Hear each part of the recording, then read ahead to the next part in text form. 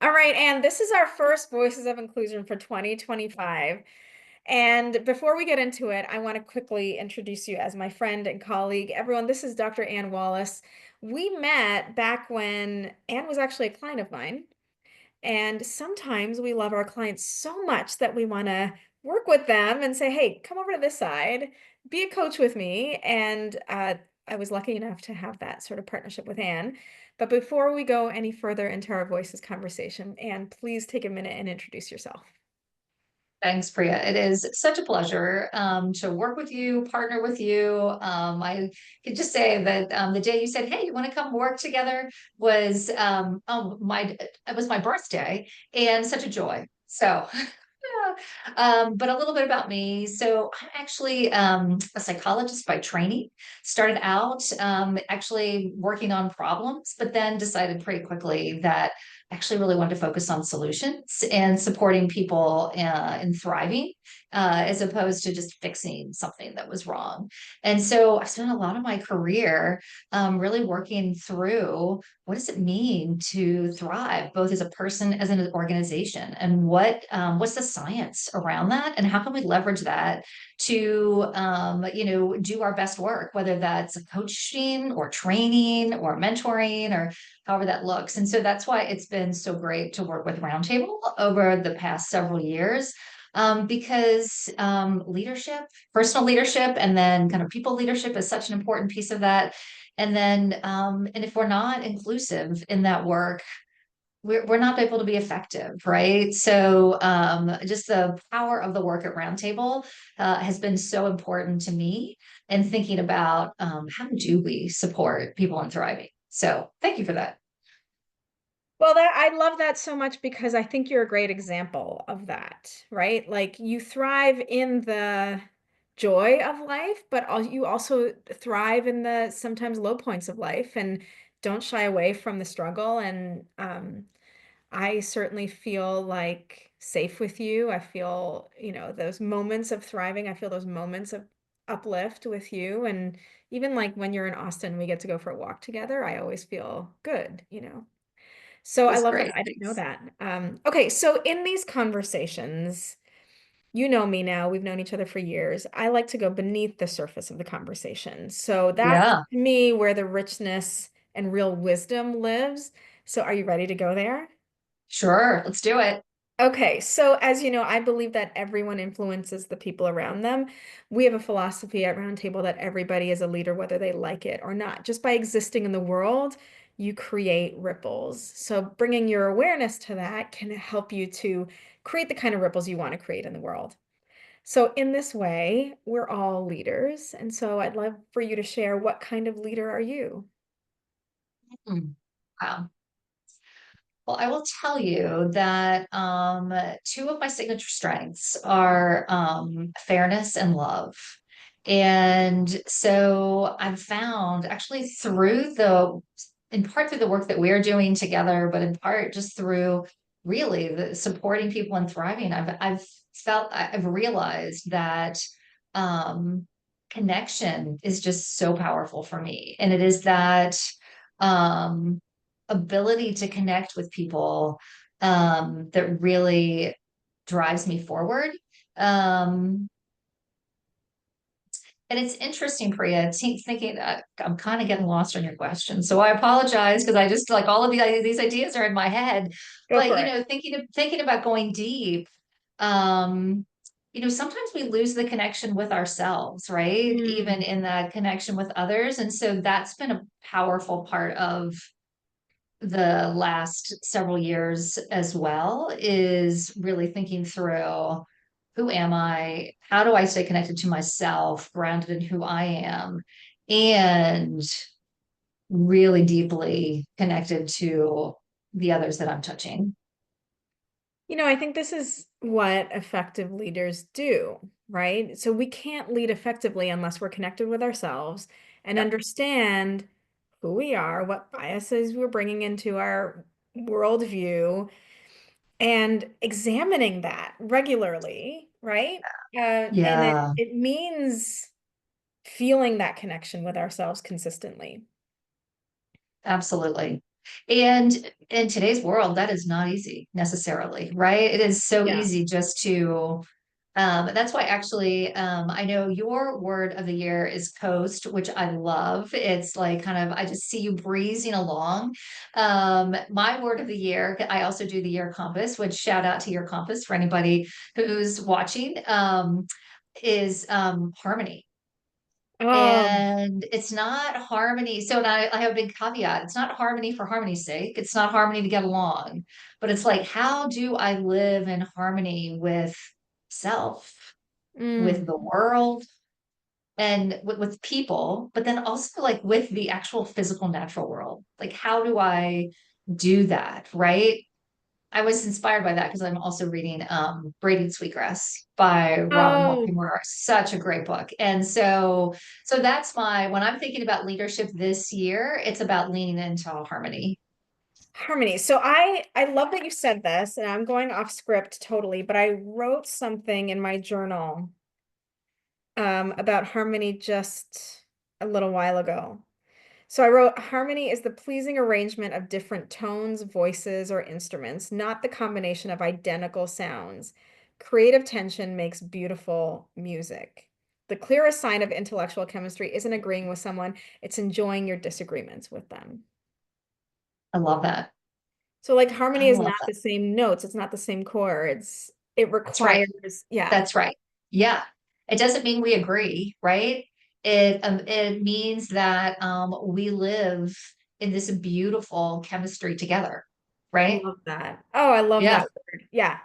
I think it's part of the same diagram as coasting because coasting requires like you can't be complacent. You can't not pay attention. You still very much have to pay attention, but it's not this like burdensome effort. And neither is harmony, right? Oh, that's Yeah. right. That's right. Absolutely. Okay, cool. I love it. Okay, so let's pull on this thread a little bit. Yeah. Thinking Yeah. about Yeah. connection with self, connection with others, amplifying harmony. How do you want to be known? Mm, wow. What a great question. I want to be known as a true partner. Yeah. Mm, I want to be known as someone who listens, who thinks about the greater good, and that we together are working that way, working ourselves toward whatever that greater good is in that particular moment. yeah, I love the way you said that, Anne. You're like unshakable. It's true. And I was just thinking like, how do I know her? Yeah, I'm not sure I would have used that word, but suddenly you've given me permission. Like when I asked the team who's in and who's out, Mm-hmm. we changed our business model. I was like, oh my gosh, if Anne's out, I'll be so sad. But then when you're like, oh, no brainer, of course I'm in, because you're a true partner. It makes so much Right. sense. Yeah. Right. Absolutely. Well, and it is funny because as I was listening to folks talk about like different product offerings and how you could show up in the world, one of them is doing keynotes. And I'm like, well, keynotes, I could do keynotes. I don't, fine. Like I have no, for me, it's about let me talk to you. Let me talk to you and Yeah. let's figure it out. Right. Yes. Let's go someplace together. Right. Yes, So yeah, I yeah, can totally see yeah, that in you. Okay. yeah. Okay, so true burner, I'm glad I know that, and I'm glad that you use those words. What do people get wrong about you? That's funny. I will only tell you this because one of our other wonderful colleagues, well, I won't only tell you, but I think I have this awareness now, is a better way to say it. Because one of our wonderful colleagues, Maria Rabo, has said to me recently, so we had the pleasure of spending time in person in Toronto last Yep. fall, which we'd never met before. And she she said to me, you're a lot quirkier and funnier and just there was another word, but it like and just like out there than I thought than you appear when you're like on camera and like in a business, in a business sort of setting. And I'm like, really? And she's like, yeah. Okay. Like, okay. So yeah, so I'm kind of quirky and a little weird. And people don't get that. Yeah. People don't get that on the I yes. So over the camera. So over Zoom. Oh, that's awesome. Okay.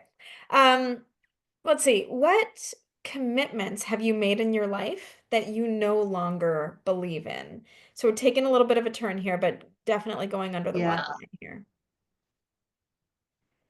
Commitments that I no longer believe in. Hmm.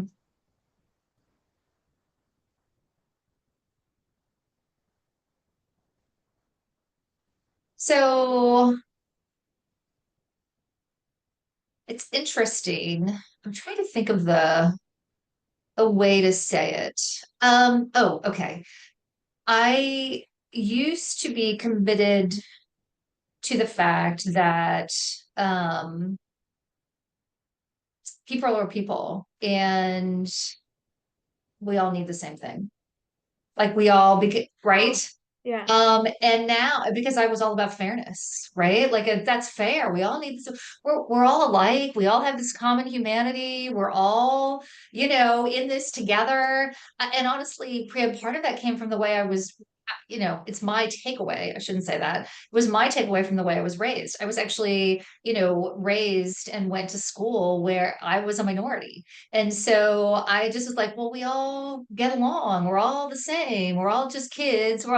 And wow, was I wrong, right? Mm, Like, my experience as a parent of middle class white kids is incredibly different from the experience of parents of kids who are of color, right? So, and I mean, I think about, um, I didn't have to worry about my child being stopped by the police, right? mm, I don't have to worry about, what someone might say to me or to my children, to my family members, right? Because of who we are as people. I mean, that's not completely true.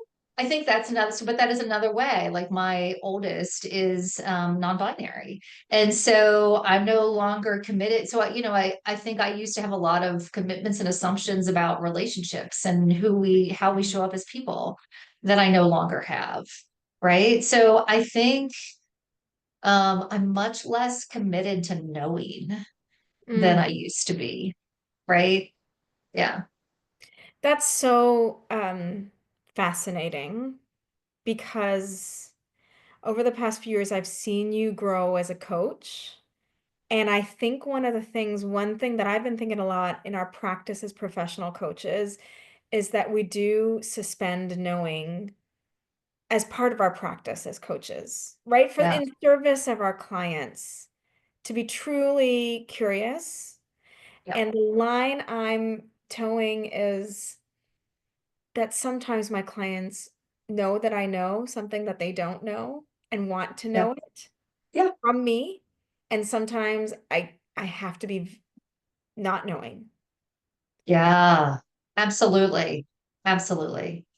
And as a coach, um, I did it earlier today. There are times when I step out and I'm saying, I'm not being a coach in this moment, right? Yes, yes, Right? I'm not being a coach in this moment. And I want to share this one thing with you.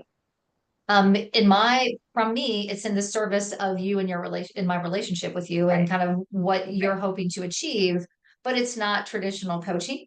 And then there's always the choice for people to do with what they want with what you've Yeah, just shared, yeah. right? Yeah, But absolutely. thinking of not knowing as a commitment is strikes me as wisdom from years of knowing, right? Like Yeah, having yeah, spent years seeking knowing, wanting to know, wanting to share what I know, right. I think there comes a point where we're like, okay, that served a purpose, and actually I'm better served by a different, completely opposite commitment to not know.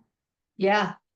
Well, Priya, I mean, I've made the mistake. I've made the mistake of thought thinking I knew what I didn't know. So that's part of it too, I right? Like, know. oh, Yeah. I know this thing. I know it would be good for you, right? I know, I know it would, I know you all would benefit, and not in coaching, but in another way, I know you all would benefit from this, right? And that's why for me, when I think about my work, it really is partnership because that also takes you in that place of not knowing, right? Yeah. I have a client right now that I'm working with, and every step along the way, it's like, okay, where are you? And okay, here's what I have to offer. What do you think about that? How can we build something together from what you know Yeah. and from what I know? Yeah. Right? But it Yeah. is, I think you're right in saying that it is a balance because we do know a lot. Yeah. And Yeah. not sharing some of that feels, I don't know, like um not taking responsibility for what I do know. Right. Yeah. Yes.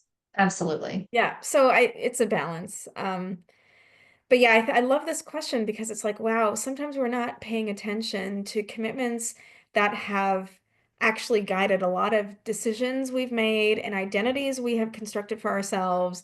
And then suddenly we're like, wait a second, how did I get here? I don't believe in this anymore. How did I get? That's exactly right.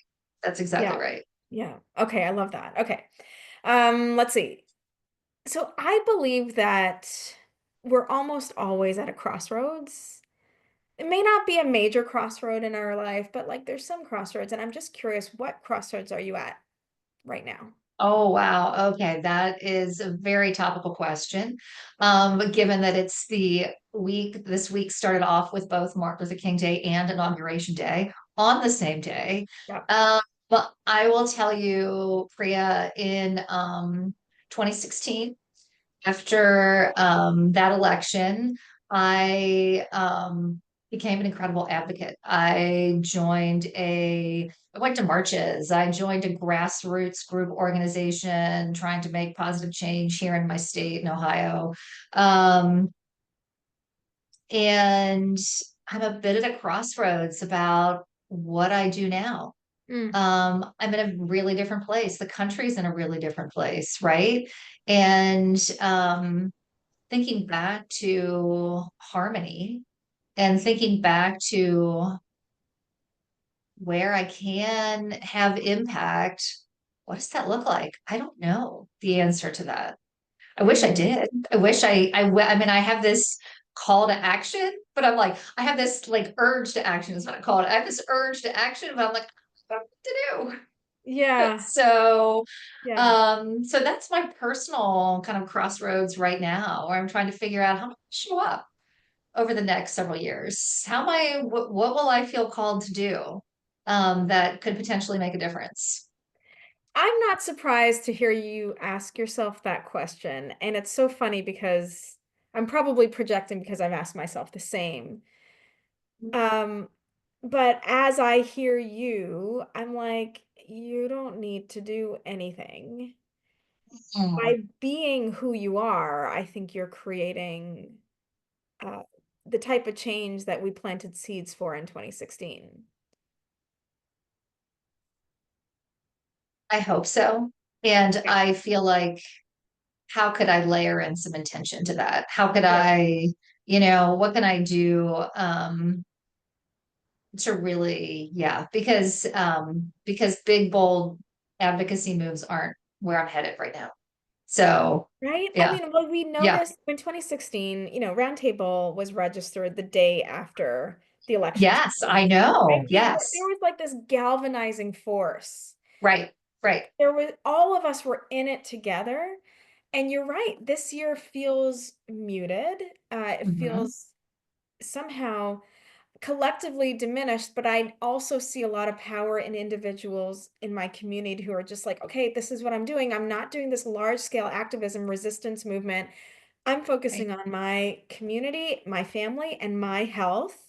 And I'm gonna like water that plant, you know? Yeah, absolutely, absolutely. And I think right after the election, there was, and I'm not going to get the quote right, but there was a beautiful poem that goes something along the lines of, when the world feels like it's burning down and you're not sure what to believe, there's one thing I know to be true. so there are beautiful people out there doing beautiful things, I can't you know? forget that. We can't forget that, Right. That's right? right. And Yeah. I think what's helping me, like one of my intentions, my actions, is really to listen to that. Yeah. So I listen to that sort of thing, like, and remember that there are a lot of us who feel the same way and have aligned values around Right. justice and equity. And a friend of mine texted just this morning and she said, don't forget, caring for each other is an act of rebellion today. And I was like, oh, Oh, that's rebellious. We can do that. We can totally yeah. care. And that feels like a very manageable thing to do, a very natural thing for us to do right now. I love that.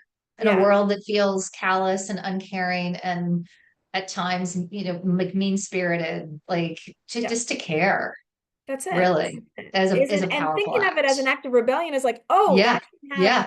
such impact, right? Yes. Yeah. Yes. I love that. I love that. Thank you for sharing that. Yeah, of course. And I think many of us are at the same crossroads, Anne. Just Yeah. what are we gonna do? Yeah. What are we gonna do? Yeah. Good time. Okay, what are some challenges for you that are now in the rear view mirror? No longer challenges in your life. No longer challenges. Well, one of them is that after many years of kind of dabbling in the coaching world and being in and out of it, last year I got my certification. And so that was, I mean, it's a super fun challenge. And I challenged myself to get everything done by the end of 2024. And I think it was December 18th, I finished it up and I'm like, I did it. I did Yes, it. awesome. Okay, so what is that? So Yeah, go ahead. yeah, so anyway, so that was a personal challenge that and it was actually felt really good because it also, Priya, was the first time since I got my PhD how many years ago that I took another professional like certificate in my licensure when I got my license as psychologist that I actually after that I was like I'm done with tests and like, you know what I mean? Like, I'm not Yes, doing that yeah, anymore. I'm just done. yeah. And it was the first process like that that I've been through since in all of that time. And I'm like, good for you for actually doing that. And it was great. I loved it. So, it was Yes. the trauma from Congratulations. years ago had receded enough into the past. Okay, good, good. Yeah. Congratulations. I can't wait. So, Thanks. well, before I make an assumption, what does that mean for the year ahead for you? Oh, it means that. So what has happened over the last year is that, coaching has come back into my life in a way that, I mean, it was kind of, like I said, I've dabbled in it for a long time from a different angles, but, really, truly powerfully come back into my life. And one of the beautiful things about being a coach is, of course, there is supporting people on their journey and kind of watching where folks decide to go and get there. um, there's also a self-awareness that comes with being a coach and um I mean it like you have to reflect. There's a certain amount of like time that which is not, I'm a doer, so that reflection time isn't always natural to me. It's been really good to just like, and I think that's where harmony came from too. Just pause, slow down, be in harmony with yourself. What's going Yeah. on in there? What's going on in Oh, there, Anne? that's so good that you're doing that now because, you know, I've been doing this for a long time. That the reflection habit is like it's an unconscious thing. I'm constantly doing it, so much so that I'm Yeah. thinking about it even when I'm cooking dinner, right? I need to stop my brain from reflecting, right? Because we're like, Yeah. as coaches, it becomes our identity. And this, I'm like thinking about my Yes. clients, I'm thinking about things I shared with them or said to them or things I'm learning and how I showed up constantly, Mm, you know? absolutely. Yeah, Absolutely. And even stopping, and I think that's the biggest piece, Priya, is it because you're creating space for others, you're starting to create more space. I'm starting to create more space for myself right, right. to think through, how am I showing up in that moment? Right. Because for years I've thought about what's the best way, how could we move forward, how can I be of service? But I'm not, but just really slowing down and kind of who am I in that moment? Well, it serves your clients better in the end, and we Really become does. better coaches for Yeah. it. Yeah. There's no loss or cost to that work, right? It's actually one of the greatest Right. privileges of being a coach is that we derive more fulfillment from the practices, from the professional practices that we commit to ethically, right? Yeah. Yeah, Absolutely. Absolutely. Yeah. awesome. Okay, two more questions. Who or what are you most grateful to have in your life?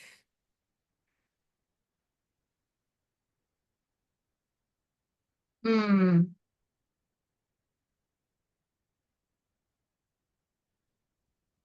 So I will say,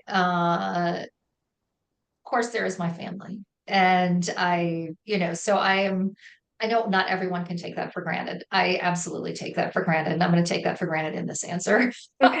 that I have my family and I am so very grateful and in love with them. I will tell you that we have a lovely tradition. I mean, Thanksgiving, of course, but like sharing. And this year, it was a little different, but I was walking with some of my favorite relatives. We were hiking and we started having that conversation about what are you grateful for in 2024. And I can tell you the first thing that came to mind, other than family, was just the amazing connections I have with people all over the world, with people like you and the other coaches and facilitators at Roundtable, with other groups that I've met, the folks I've met through my coaching certification all over the world that I've become incredibly close to, I have other groups that I work with and have formed deep. I'm just so immensely grateful to have this support network that um yeah, it was like when we were in Austin together. It's like, I'm going to Austin on business. Oh, I could see Priya. I could say I saw three different people and Yeah. on that day that had nothing to do with my business trip, right? So I'm so incredibly grateful for the connections to incredibly talented, amazing, beautiful people all over the world. I love the way you said that. I think about that all the time. It always sounds like such a simple answer, but it is the only answer. And same with family. The reason we love family is for that deep connection. And that the book The Good Life on the longitudinal Harvard study, like you don't have to Yeah, read the whole book to know that the thing that keeps us fulfilled and healthy is our connections with people. So yeah, and I reflect on it too, like you have so thoughtfully. And I'm like, I cannot, like, that gratitude turns into awe and disbelief. I'm like, I cannot believe how did I get so lucky to have these types yes. of connections, you know? Yeah, Yeah, absolutely. Yes, yeah, absolutely. yeah. Pretty It's amazing. huge part of what keeps me going. Same, same. All right. This is Yeah. we always ask this as our last question, and Okay. it catches people off guard. Okay. But there's always an interesting answer. Okay, Oh, I can't so wait. All right. what is a semi-big decision that you have to make this month? Semi big decision that I have to make this month. Mm. So, as you know, I am I don't know if that's a some. I'll tell you what I'm thinking about. I don't know if it's a semi big Okay. decision. As you know, I'm leaving. My oldest lives in Taiwan. I'm heading there in a couple weeks, actually 10 days ish. And I have to figure out how much I'm going to get done before I go. Like how much do I push myself Oh, before I go to get, and how I know I've already decided, I've already made a decision about how much I'm going to work while I'm gone, which is on the plane there and on the plane back, and that's it. So that big decision, semi big decision has been made. Um, yeah, I think other than that, the next like almost month is mostly going to be having fun. So yes, I so want that for you. And what a thank you. relatable decision that so many of us are like, how much do I push? How much effort am I going to, what are the boundaries Right. that I want for myself Yeah. before this thing happens? Yeah. Yeah. Yeah. Yeah. Okay. Well, thank you for sharing. I feel like I know you and am learning more and more about you, can spend hours and hours learning more about you. Is there anything else you'd like to share with anyone who's listening or reading this interview? Mm. The only other thing that I would like to share is I would just want to let everyone know, because I think as you started out, you said you were, we first got to know you because I was a client, right? Yeah. Yeah. And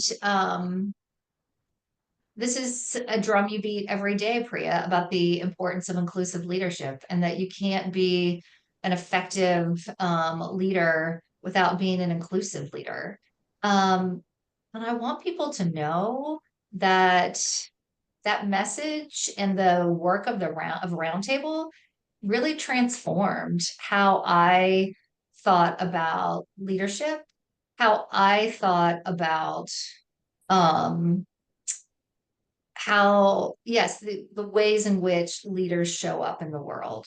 And Mm, so as we go into 2025, as we think about what's ahead, um, I just want to encourage people to go under the waterline and really understand more deeply, like, what does inclusion mean to me? And how do I live that out every day? mm. I'm so like humbled and grateful to hear that response. That's, as you know, like, and why you're part of Roundtable, of course, is because we're on that mission, for people to like have those aha moments and then make a decision to be that, you know. So Yeah, I'm glad to see it live in you. It absolutely. yeah. Absolutely.